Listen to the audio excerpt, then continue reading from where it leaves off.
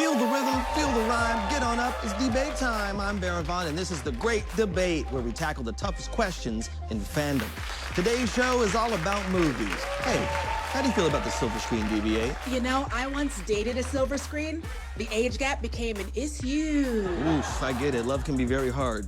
Drive. Let's start the show. Tonight we've got, from MST3K, The Return, Jonah Ray. Founder of Geek Bomb, Maude Garrett. Comedian, Iffy Mwadwe. And from Probably Science, Matt Kirshen. Ladies, gentlemen, and dogs, the rulebook ain't say can't play basketball. This is Sci-Fi Wire's The Great Debate.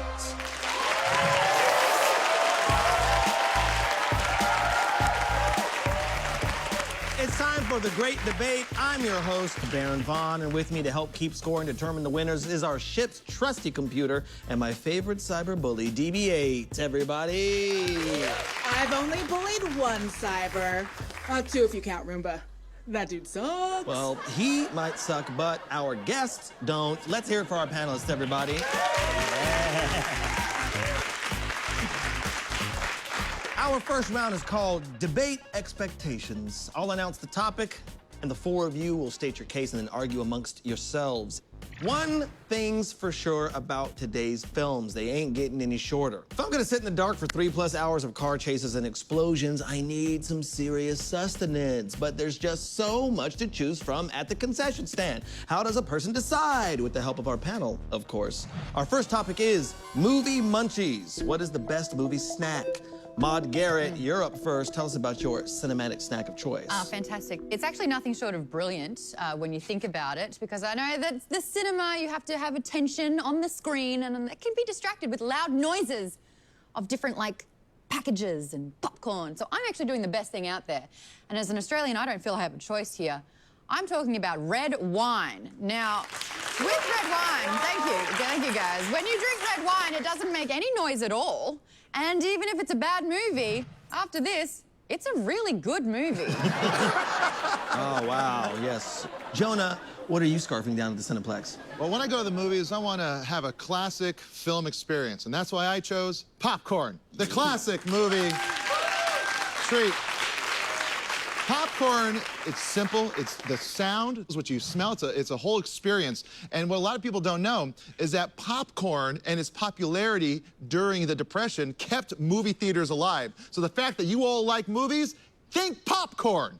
Yeah. That was supposed to be like a huge response.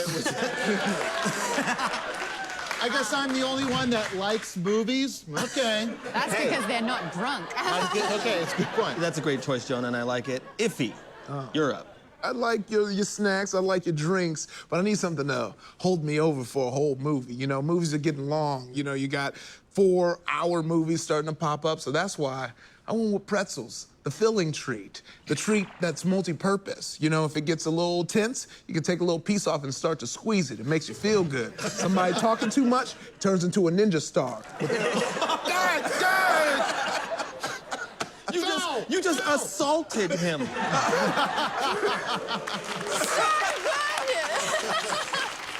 Well, Iffy, those pretzels are really making me thirsty for debating. Matt, what do you got? Well, Maud's gone Australian. I've gone British with the snack of bitter disappointment. The raisinette, which, as we all know, is the only female raisin. We're movie fans. You're a movie fan. What would be a movie without surprise, shock? It would be purely bland. And what is a better snack to accompany a movie than something that starts off as delicious chocolate and then in the middle, it's the scary, withered Norman Bates' mother of a raisin. Iffy, chew on what everyone said here. I do like Maude's, you know, but I'm more of a Lambrusco person myself. But also, if you're drinking the whole bottle, I gotta drive home after the movie. Well, I mean, that sounds like you're an alcoholic, Iffy, and that's another discussion. Some people can just enjoy it. I gotta ask, though, is this your preferred brand of wine? The wine brand of wine. To the point, wine. Good evening, sir. I would like one wine. Yeah. Oh, she just throws the... I feel like my thing with popcorn is It'll be perfect. Red wine. Yeah. And you know what's the worst thing, by the way, about all of your choices? You have to share. No one wants the Raisinets. 100% to me. Because this person's argument made me feel so fine, I'm gonna have to go with Maude Garrett and red wine.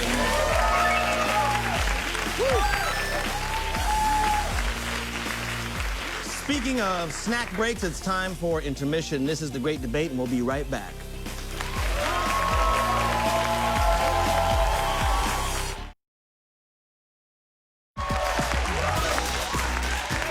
Welcome back to The Great Debate. I'm here with my fantastic panelists, Jonah Ray, Matt Kirshen, Iffy Mwadue, and Maude Garrett.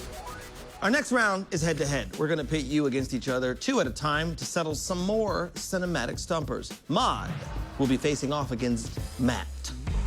If a future robot assassin or a gang of dystopian thugs is coming after you, which movie badass do you want watching your back?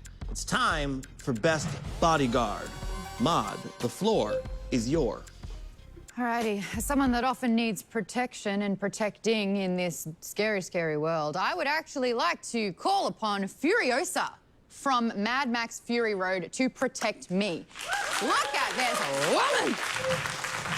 Now, if you do look up Wikipedia, it lists her areas of expertise as being a mechanic, a stick shift driver, which is better than me, and also she's a survivor. If someone's going to literally be a survivor, they can survive things, which means protecting someone like me. Thank you guys, are furious. Wow. So fast, so Furiosa. Matt, tell us about your protector of choice. Thank you. What I heard from Maude just then was a great pitch for a bodyguard, not the bodyguard. Yeah, that's right. They couldn't legally call him the bodyguard if he wasn't the best bodyguard. Now, I will grant you Furiosa is a better name than Frank Farmer, which is his actual character's name, which sounds more like a demographic that politicians have to win. However, this is a man who will carry you out of danger. This is a man who will dive in front of a bullet. And how many people here have heard the original Dolly Parton version of I Will Always Love You? It's a great version. It's a great version. But you'll notice it's a lot shorter. It's a lot tighter. There's none of the ooey ooey oohs because she doesn't have time to do that because she could get shot at any second. Whitney has time to really stretch out those notes. Because she knows Frank Farmer is waiting in the wings, ready to dive at any moment. I'm gonna have to go with Maude on this one. I want someone that's gonna protect me in what is clearly this Earth's future.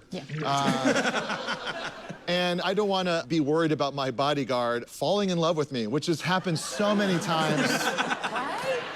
Iffy, anything to add? I think I got to go with Frank Farmer. He keeps that thing on him. And that's probably the most important part of a bodyguard with me is have a gun. Okay, DB8, what do you think? I am kind of realizing I'm kind of like your bodyguard, Baron, because, you know, I would do anything for you. Yeah, I'm currently doing too much for you, if we want to be honest. Okay, wow. Need to get a technician in here to adjust your guilt trip levels. Well, we need to talk about Kevin Costner. I'm gonna go with Matt Kirshen on this one, everybody.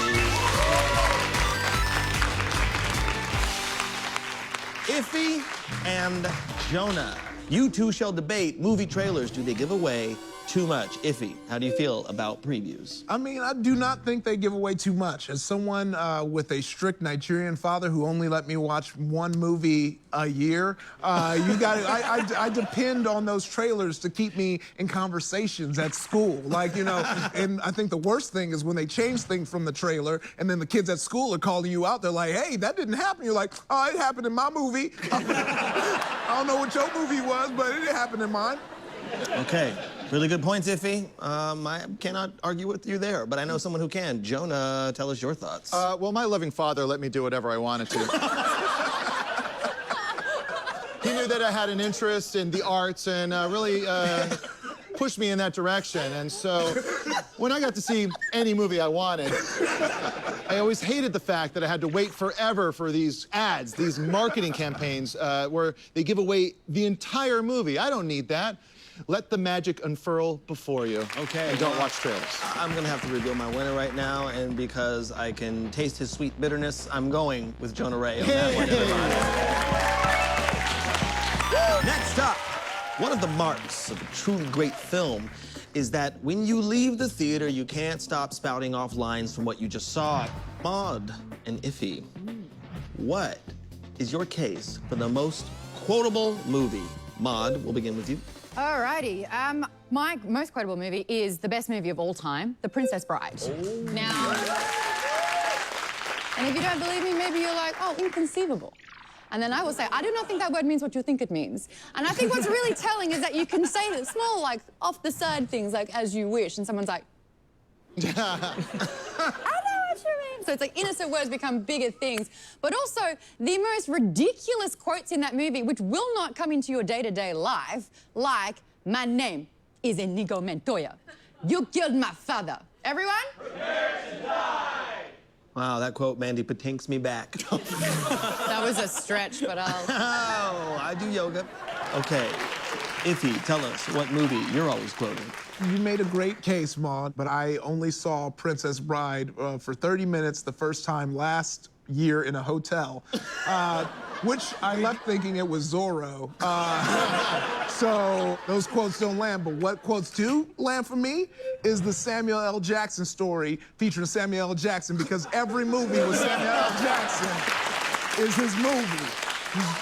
Every movie you see him in, you know there's gonna be a quote. He's like, hold on to your butts in Jurassic Park. He say what again in Pulp Fiction. And in the Avengers, he was like, I see your directive, but seeing as it's a stupid ass directives, and we all yelled because he said the A word in a movie. Hold on, you're worried about Samuel L. Jackson saying an A word in a movie? Yeah, he has two words, and one of them starts with mother. Yeah, like he's tired of these mother blanking snakes on this. Yeah, I can do a call and response too, Maud. So, Can you? You know what? You know what I'll say? That's a great trailer, terrible movie. Because I wish there was a movie actually called Samuel L. Jackson, I'm gonna give this one to Iffy. Okay, it's time for a commercial. Stay right there and we'll be back with more great debate.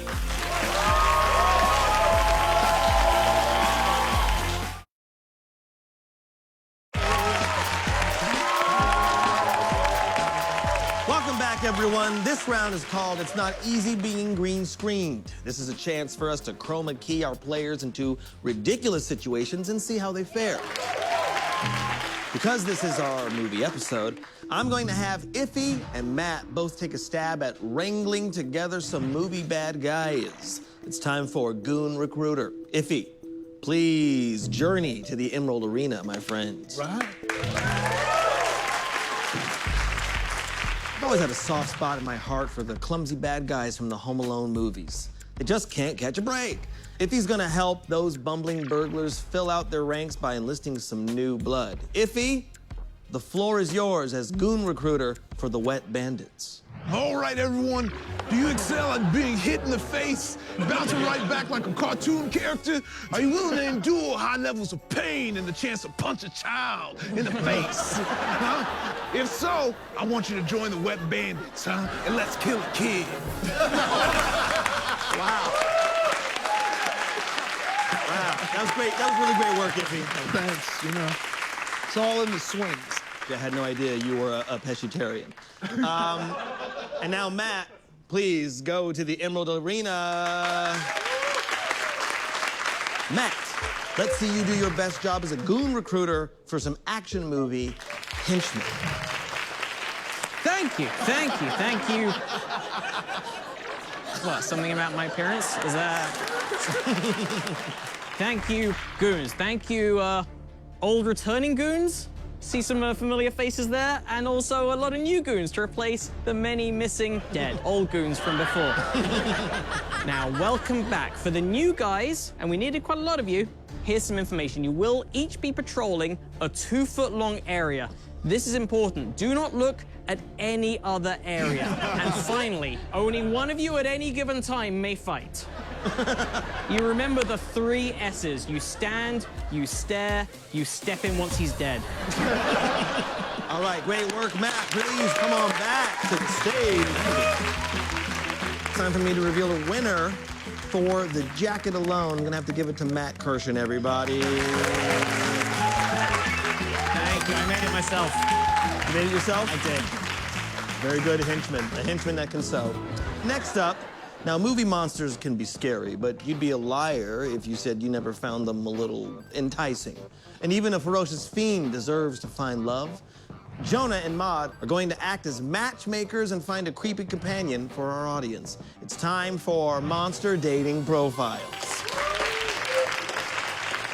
For all you singles out there, I'd like to introduce you to your one true love, The Thing. From The Thing. The Thing just wants to do what you want to do. If you don't like it, him, her, it, whatever, it can assimilate into something else. Something you're more into, like a supermodel or a weirdly mustache-free Wilford Brimley. And remember, on those cold nights, man is the warmest place to hide.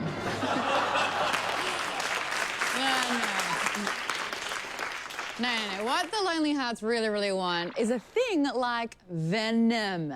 Yeah, look at this.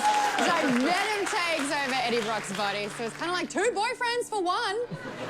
Yeah, right? You get the best of both worlds. You get your good boy. You know, it looks like Tom Hardy, right? That's pretty cool. But then you also get that animalistic side.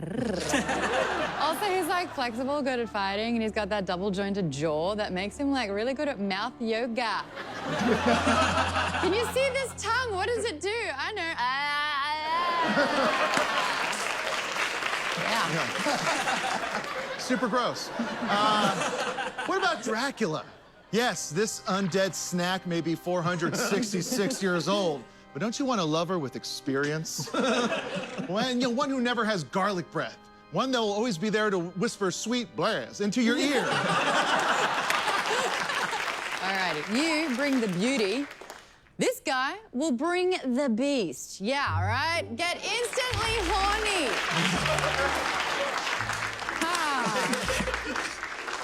If you're into beards, fantastic. He's got a full body one. It's everywhere. And who knows, maybe you'll see something that just wasn't there before. I wasn't allowed to sing it, but I would have been pitch perfect. Wow, okay. You can go ahead and take a seat. My goodness. Woo! Doggies. I don't know about you, but I'm all swiped out. Truly terrifying, but also weirdly sexy. So well done, Jonah and Maude. Iffy, Matt, how did you feel? Lots of good monsters. I hope we would have saw some Mothra, because she got a wagon. You know, right. I'm gonna throw it to Deebs real quick. Which creature cutie pies won you over, Deebs? Sorry, I was also too busy looking up what a wagon was, and I don't see why that would make someone more attractive. Is it the storage space? All right, we'll talk about that later. For now, I believe that the winner of this round is Jonah Ray. Thank you. We've heard a lot of great debating from the 4 of you tonight, but only 2 of you will advance and compete for the Ultimate Championship. So allow me to announce who our final debaters are after this.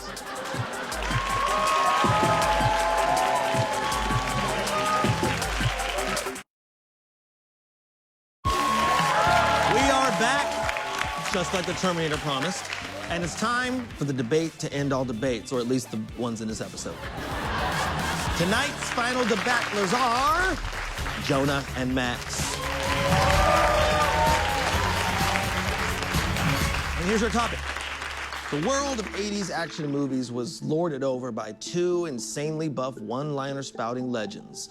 They battled aliens, mercenaries, and roided up Russians. But which reigned supreme, panelists? Your final debattle topic is Schwarzenegger versus Stallone. Stallone. Jonah, you're up first. All right. Who is the ultimate action hero? Well, it's the last action hero, Arnold Schwarzenegger. That's right. This is a guy that has so many great lines. Hasta la vista, baby. I'll be back. Ice to meet you. Classic lines. He's fought Batman. He's fought the devil. He's fought a predator. He's also fought comedian Sinbad. Jonah, who was the action hero in The Last Action Hero? It was Sylvester Stallone. He was within the movie of the movie as the hero. How many Academy Awards has Arnold Schwarzenegger been nominated for? Oh, is it none?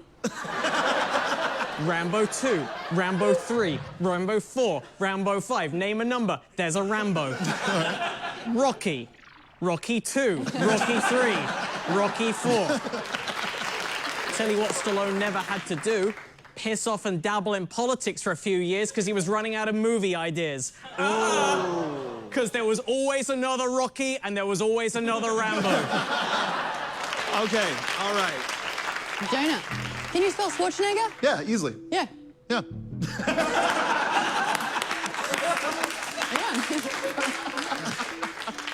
Okay, Deebs, can you help me at all? Well, has Stallone ever been a robot? I don't think so. So I think you know where I stand. Jeez, okay. Well, I enjoyed how you jingled all the way through tonight's episode. The winner is Jonah Ray. Jonah Ray, you are the winner of tonight's great debate. Good job. Let's get over here. Woo! This has been the great debate. We've got bonus footage and extra fun with our panelists online, and we'll be back soon to settle some scores with our nerdy pals. Thank you, and good night.